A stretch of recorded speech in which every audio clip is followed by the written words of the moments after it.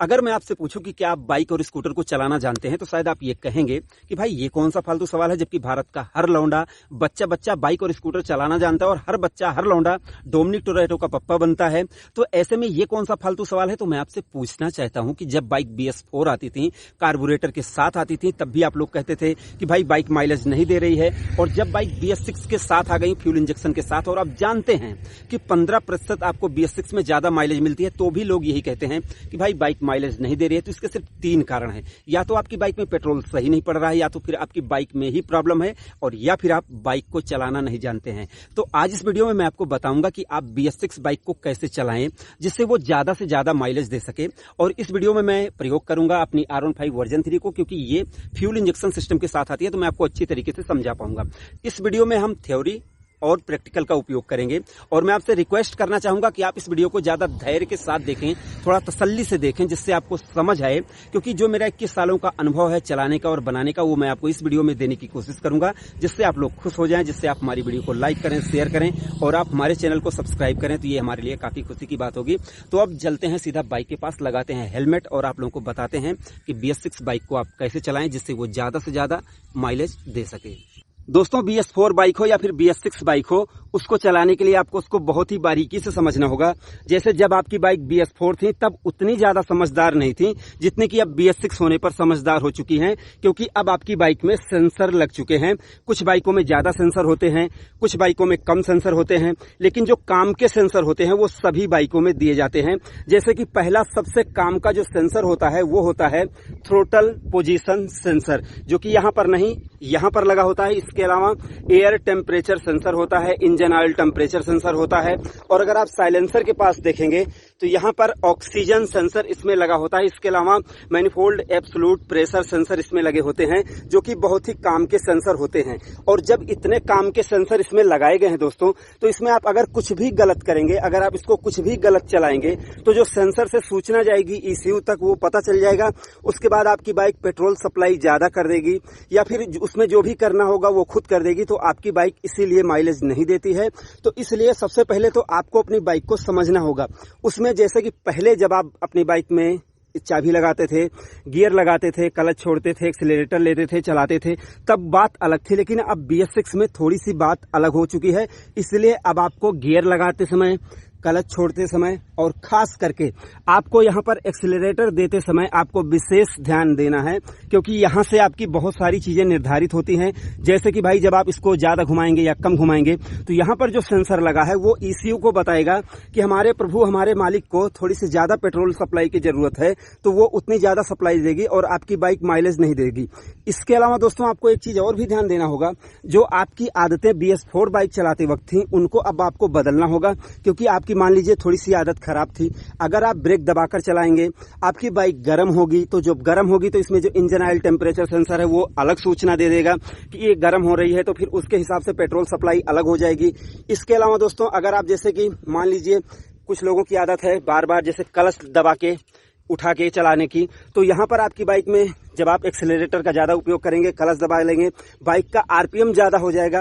तो ये जो इनका थ्रोटल पोजीशन सेंसर है और एयर जो मैनिफोल्ड एब्सोल्यूट प्रेशर सेंसर है, एयर प्रेशर सेंसर है जो आपके थ्रोटल बॉडी के पास में लगा हुआ, तो ये सेंसर उसको अलग अलग सूचनाएं देंगे।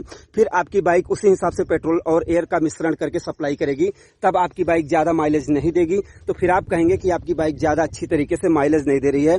तो ये जो थ्योरी मैं आपको बता रहा हूँ, सबसे पहले तो आपको अपनी बाइक को समझना होगा। उसके अलावा आपने ड्यूल डिस्क ब्रेक की बाइक अगर ली है, तो आप देखेंगे कि यहाँ पर इसमें थोड़ा सा ही गैप होता है, जबकि अगर आप ड्रम ब्रेक बाइक लेंगे तो उसमें आप थोड़ा सा गैप ज्यादा करवा सकते हैं, लेकिन इसमें गैप कम होता है। अगर आप ब्रेक पर पैर रखकर चला रहे हैं तो आपकी बाइक गर्म होगी, तो आपकी बाइक जाम चलेगी, तो आपकी बाइक थोड़ी सी कम माइलेज देगी। तो इन चीजों का आपको विशेष ध्यान रखना है। और इसके अलावा जैसे आपने कोई 150 सीसी की बाइक ली है, उसमें अगर आपको RPM मीटर दिया गया है, तो वहां पर आपको इसको भी आपको अप्लाई करना है। ये देखना है कि आपकी आरपीएम ज्यादा ना हो, आपकी आरपीएम कम हो, स्पीड थोड़ी सी ज्यादा हो, तभी वो बाइक सही चल पाती है। इसके अलावा दोस्तों, जैसे कि बजाज प्लेटिना और पल्सर 125 को छोड़कर जिसमें फ्यूल इंजेक्शन सिस्टम नहीं लगा है, आप जब उस बाइक की चाबी को ऑन करेंगे, जैसे कि मैं चाबी ऑन करके आपको सुनाना चाहूंगा, आप इसके टैंक में आवाज सुनेंगे। आपने सुना कि इसमें मोटर लगा हुआ है, इसमें पेट्रोल बंद करने का कोई सिस्टम नहीं है। तो ये सारी चीजें जब नहीं है तो अब ये बाइक अच्छी तरीके से समझती है कि आप उस पर क्या एक्टिविटी कर रहे हैं। जैसे कि आप बुरी तरीके से, आपकी आदत खराब है, आप बिना मतलब में किसी को देख के रेस लगाने लगते हैं, बुरी तरीके से उठाते हैं बाइक को, 5वें गियर में उठाते हैं बाइक, 4थे गियर में उठाते हैं बाइक, तो ऐसे में आपकी बाइक में दिक्कत आएगी। अब जैसे मैं आपको बताना चाहूंगा कि आप देख रहे हैं मेरी ये बाइक 150 सीसी की बाइक है, 6 गियर लगे हुए हैं, 120 130 की स्पीड में हमने चलाया, डबल सवारी हमने चलाया, लेकिन इस बाइक ने हमें 45 से 52 तक की माइलेज दी।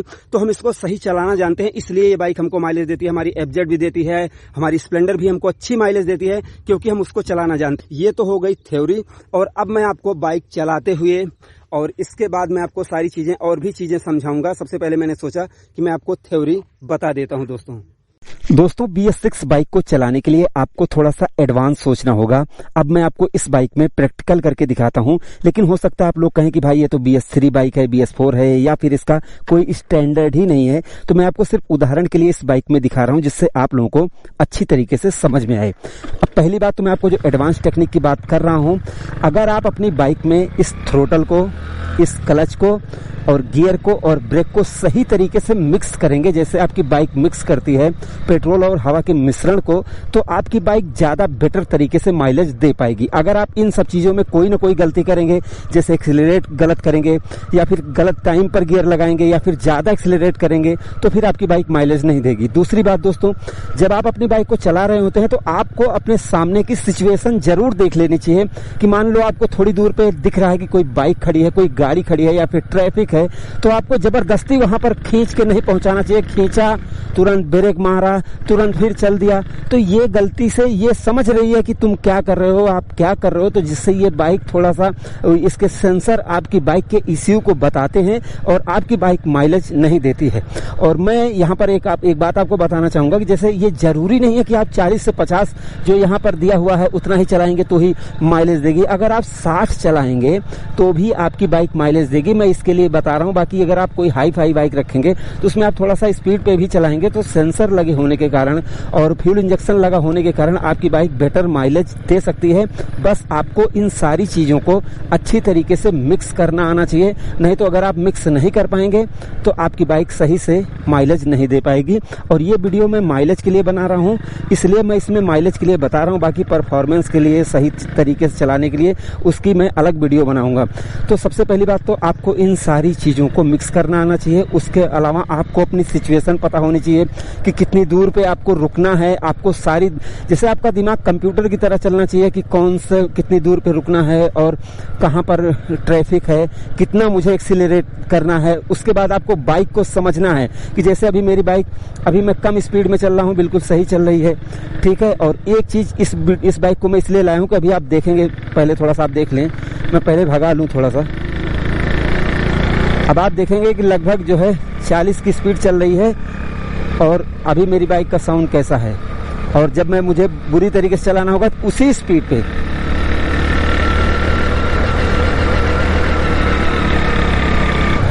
आप देखेंगे कि उसी स्पीड पे इस बाइक का साउंड चेंज हो जाता है। तो इस चीज को अगर आप बहुत बारीकी से बाइक चलाते होंगे तब आपको पता होगा कि उसी स्पीड पे आपकी बाइक का साउंड भी चेंज हो जाता है, पिकअप चेंज हो जाता है। आप उसी स्पीड पे ज्यादा थ्रोटल लेते हैं, इसीलिए जब बाइक में आरपीएम मीटर लगा होता है तो आपको देखना चाहिए कि बाइक का आरपीएम कितना है, कितनी मेरी स्पीड है, इन सारी चीजों को। और ये सारी चीजें ऐसी होती हैं कि एक बार अगर आपने सीख ली तो परमानेंट आप वैसे ही चलाएंगे। दूसरी बात दोस्तों, जैसे कि अगर आप ये सोच रहे हैं कि गड्ढों में या खराब रास्तों पर बाइक चलाने से बाइक आपकी माइलेज नहीं देगी, तो उस पर भी मेरी बाइक माइलेज देती है।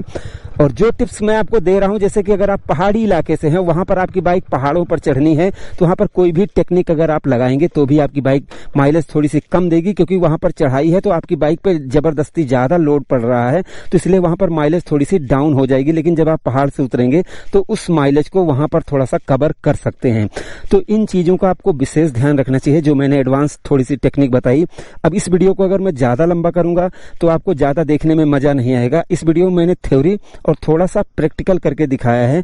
और अब मैं अगली वीडियो बनाऊंगा जिसमें मैं आपको सिर्फ प्रैक्टिकल दिखाऊंगा। मतलब वीडियो स्टार्ट होगी तो मैं बाइक पर बैठूंगा और आपको चलाते हुए बहुत सारी चीजें बताता हुआ चलूंगा, जिससे आप लोगों को और अधिक जानकारी मिल पाए। तो ज्यादा लंबी वीडियो नहीं बनाते हैं, यहीं पर इस वीडियो को एंड करते हैं।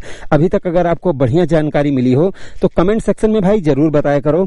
और भले ही हमारा बाइक से रिलेटेड चैनल है तो मैं आपके लिए अच्छी अच्छी वीडियो लाने की कोशिश करता हूं। तो मैं उम्मीद भी करता हूं कि प्लीज आप इस वीडियो को लाइक जरूर करें, शेयर करें और भी लोगों तक, जिससे और भी लोगों तक जानकारी पहुंच पाए। और भैया वीडियो को लाइक शेयर सब्सक्राइब और चैनल को सब्सक्राइब करके बेल आइकन को जरूर दबा दो, जिससे मैं जब भी वीडियो अपलोड करूं तो आप लोगों तक जानकारी पहुंच पाए। तो हमारी इस वीडियो को देखने के लिए और हमारे इस चैनल पर आने के लिए आपका दिल से धन्यवाद। आपका दिन शुभ रहे। धन्यवाद।